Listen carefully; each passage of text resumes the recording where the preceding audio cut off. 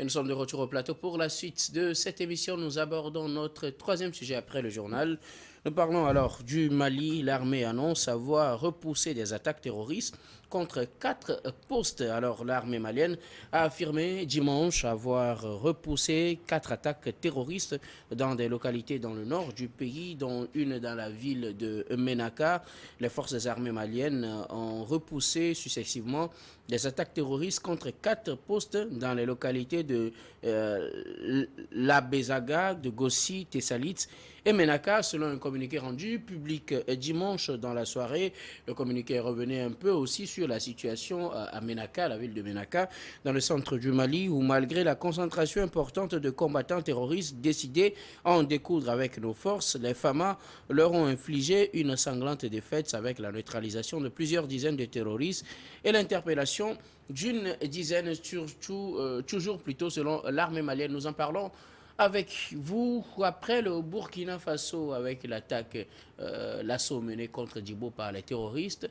Ces 4 localités dans le centre du Mali qui sont ciblées maintenant par les groupes terroristes proches de l'État islamique qui ont voulu attaquer ce week-end ces 4 localités dans le centre du Mali. Selon l'armée malienne, elle a pu quand même repousser ces attaques, Rodrigue. Je pense que c'est une réaction à laquelle on pouvait s'attendre dans la mesure où ce qui s'est passé à Kidal a été une correction sévère infligée à ces porteurs d'armes qui menacent la tranquillité, la quiétude et la liberté des populations. Et on pouvait donc s'attendre à une telle réaction. Et ce qui dérange, on l'a dit la dernière fois, c'est vrai que les gens critiquent sans aller au fond des analyses pour comprendre les enjeux. Lorsqu'on nous parle de 4 attaques coordonnées, moi je le dis toujours, ça veut dire que les gens ont eu le temps de se préparer, les gens ont eu le temps de prendre position avant de mener leur attaque. Alors, est-ce à dire qu'il n'y a pas aujourd'hui un mécanisme d'alerte précoce qui implique les populations? Parce que, comme on le disait la semaine dernière, dans nos quartiers aujourd'hui, lorsqu'il y a un intrus, je pense qu'il est vite repéré. Tout le monde sait que c'est quelqu'un qui vient d'arriver, quelqu'un qui n'est pas d'ici, etc. Et ça, c'est un atout majeur qui permet de pouvoir mettre hors d'état de nuire tous les visiteurs qui ont des idées floues, qui sont porteurs de germes de destruction ou de fatalité. Donc, du coup, quand on analyse un peu la façon dont les choses se produisent au Mali, on se pose des questions. Et nous, ce qu'on dit, c'est juste interpeller les autorités maliennes à prendre la mesure de la chose, à ne pas se laisser distraire, mais plutôt à anticiper, même si on estime, parce que on communique, je sais que c'est stratégique de communiquer sur les attaques, informer l'opinion, etc., pour qu'on sache ce qui se passe, etc. Mais au même moment, je pense qu'il faut avoir une politique qui implique à la base les populations pour que celles-ci puissent aussi contribuer à dénoncer, à démasquer des réseaux, à signaler des positions flou des intrus dans les différentes localités. Et cette guerre ou cette réaction qui consiste à attaquer 4 postes, vous comprenez, c'est aussi un signal que les djihadistes donnent pour faire miroiter un peu je dirais, leurs intentions.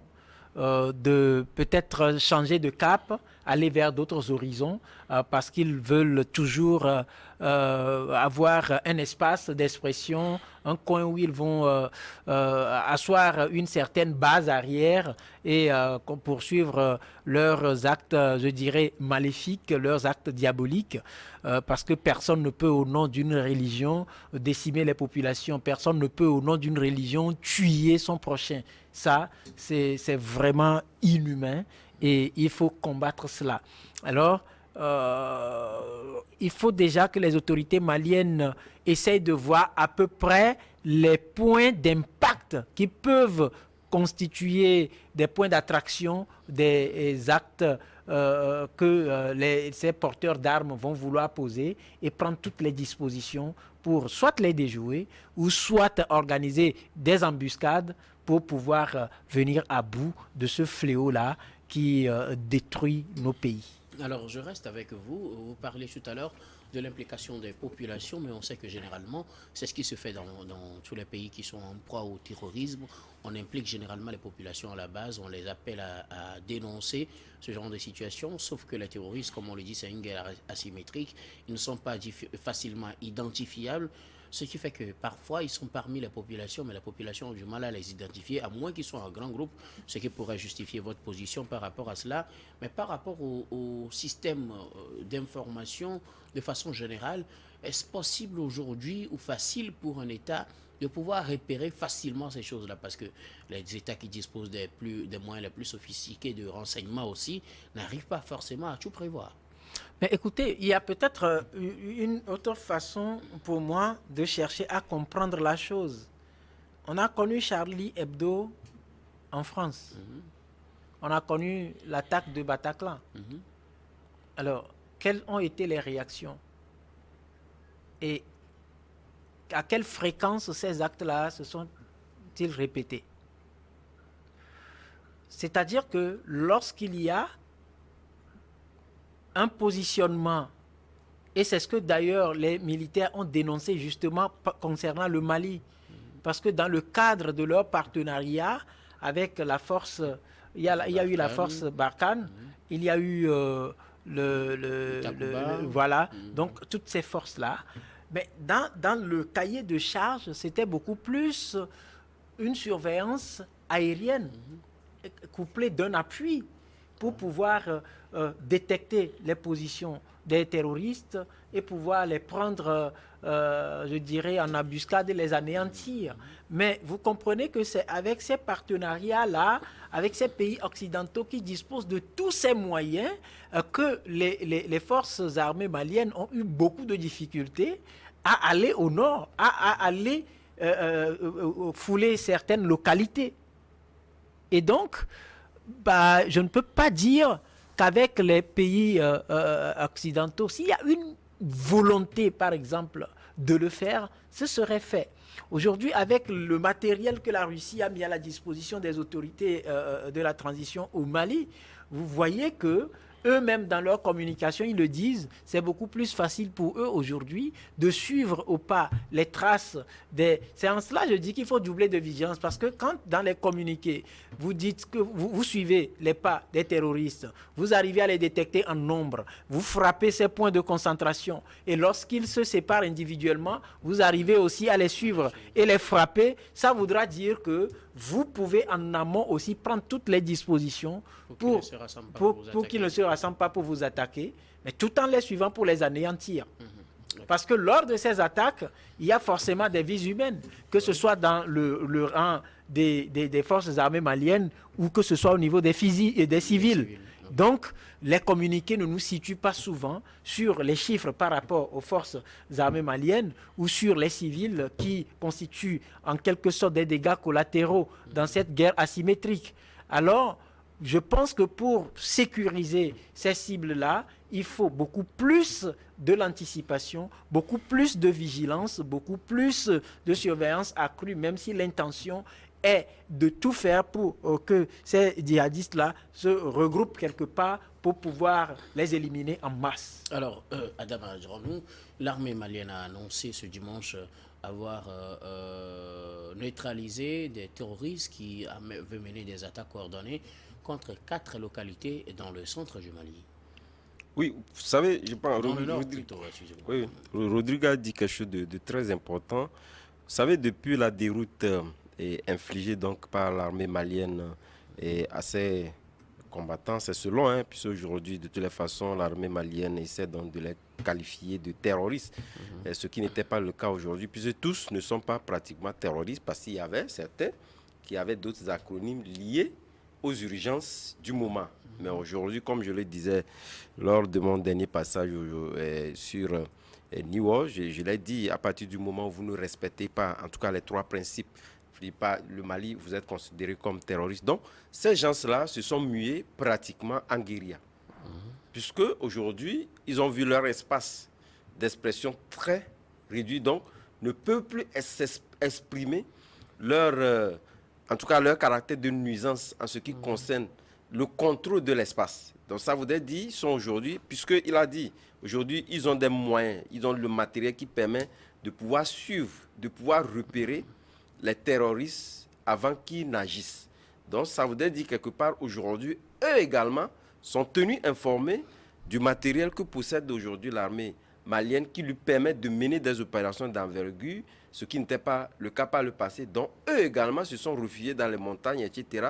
et n'ont plus un champ d'expression assez nuisible comme par le passé. Mais ce qui est important, et je pense que c'est le point essentiel aujourd'hui, puisque lorsque vous prenez tous ces territoires, ces derniers territoires conquis par l'armée malienne, ce qui était donc la pomme de discours, c'était naturellement dans la population qui, à un moment donné, on essaie de le dire, parce que pour certains, l'acronyme Wagner, qui s'est aujourd'hui évolué par supplétif russe, etc., voudrait dire quelque part qu'on tend à pouvoir véritablement reconnaître ces forces Wagner par le passé comme étant donc des forces armées russes qui combattent aux côtés de l'armée malienne à la demande du Mali. Mais qui, à un moment donné, il y a beaucoup de structures qui essaient donc de pouvoir les prêter des intentions, de démener des exactions contre la population. Donc leur venue, puisqu'ils étaient au premier plan de la conquête de ces territoires-là, leur venue n'était pas aussi appréciée par cette population qui affichait en tout cas des attitudes un peu, en tout cas, refractaires vis-à-vis de ces forces-là. Donc il faudrait rassurer aujourd'hui ces populations-là, les rassurer comme quoi l'armée malienne, avec ses supplétifs russes, ne sont pas là comme élément nuisible à la population, mais sont là pour protéger cette population-là. Et je pense qu'on en est là aujourd'hui, compte tenu du fait qu'ils constituent un élément essentiel de renseignement vis-à-vis des combattants. Parce que de toutes les façons, lorsqu'on parle des terroristes, ils sont avant tout maliens avant d'être terroristes.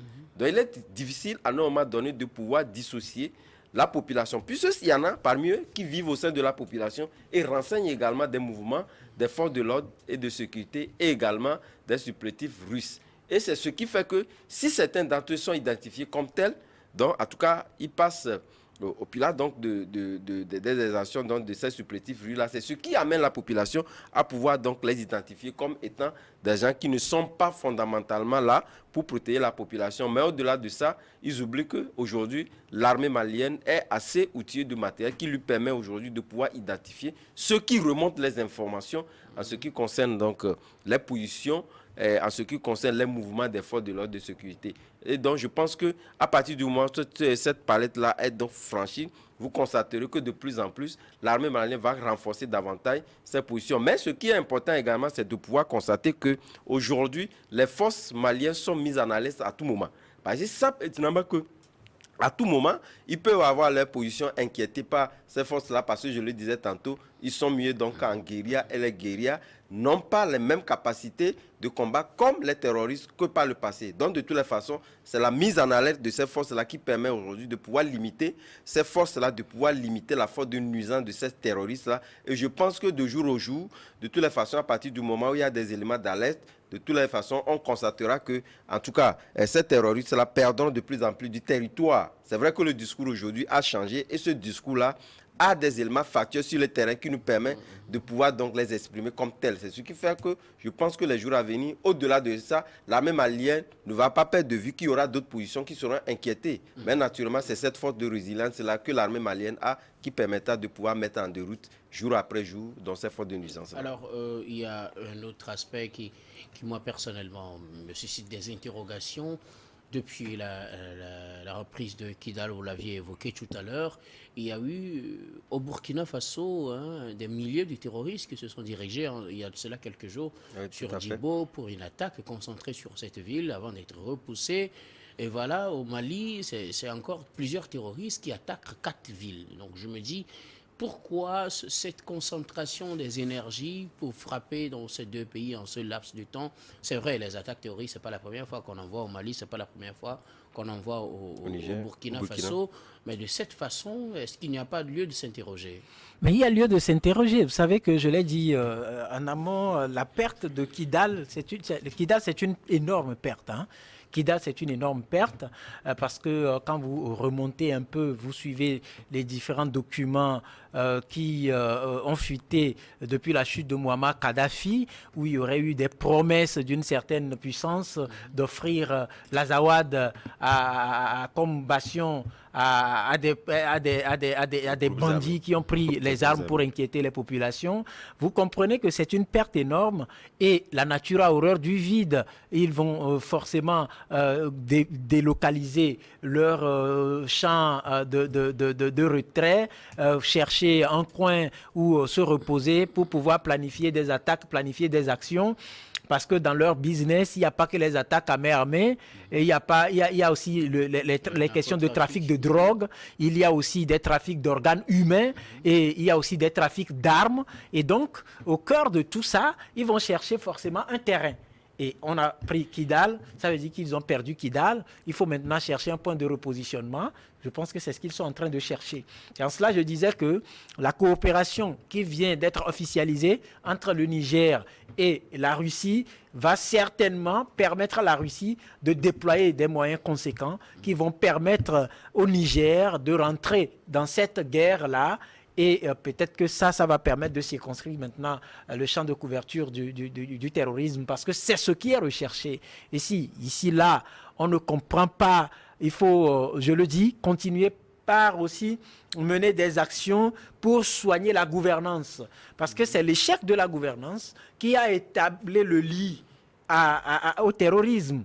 Vous avez vu, j'ai toujours parlé d'un dossier publié par le journal L'Alternative concernant les recrutements de djihadistes où avec simple 50 000 ou avec la promesse d'achat d'une moto, on recrute les gens. Et donc comprenez que lorsqu'on va soigner la gouvernance, on va freiner l'élan parce qu'aujourd'hui, il y en a qui ont le courage d'affronter la mer pour aller s'adonner à ce qu'on enferme dans le vocable immigration clandestine. Mais ceux qui ont assez donc de cette gouvernance-là, qui ne donnent pas d'espoir et qui pensent qu'il faut aller prendre les armes, ben, ils sont facilement recrutés. Donc il y a un travail de conscientisation qui attend et il faut s'y adonner, soigner la gouvernance pour pouvoir avoir l'adhésion des populations. Et je pense que petit à petit, on pourra venir à bout de ce monstre-là.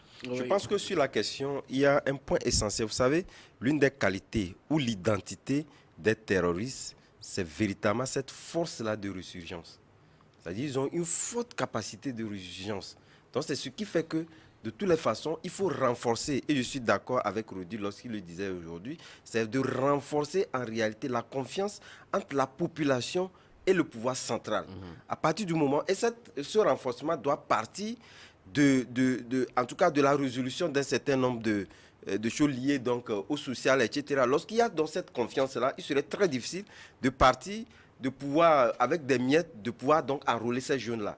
C'est pourquoi je me dis aujourd'hui, il y a des efforts qui sont faits. Lorsque vous prenez dans ces politiques-là, il y a cette option-là qui est véritablement au centre de cette gouvernance, parce que de toutes les façons, tous ces États-là qui sont aujourd'hui en proie au terrorisme ont véritablement compris que ça a été un échec. Je pense que le président du Burkina Faso l'a dit publiquement. Ça a été un échec compte tenu du fait que le pouvoir ou l'État central même a eu un échec de ce point de vue-là. Ça a permis donc de faire dans la résurgence parce qu'on recrute au sein de la population. Merci beaucoup à vous. Nous allons marquer une nouvelle pause, puis on revient pour la dernière partie de cette émission, dernière partie que nous allons consacrer au Togo.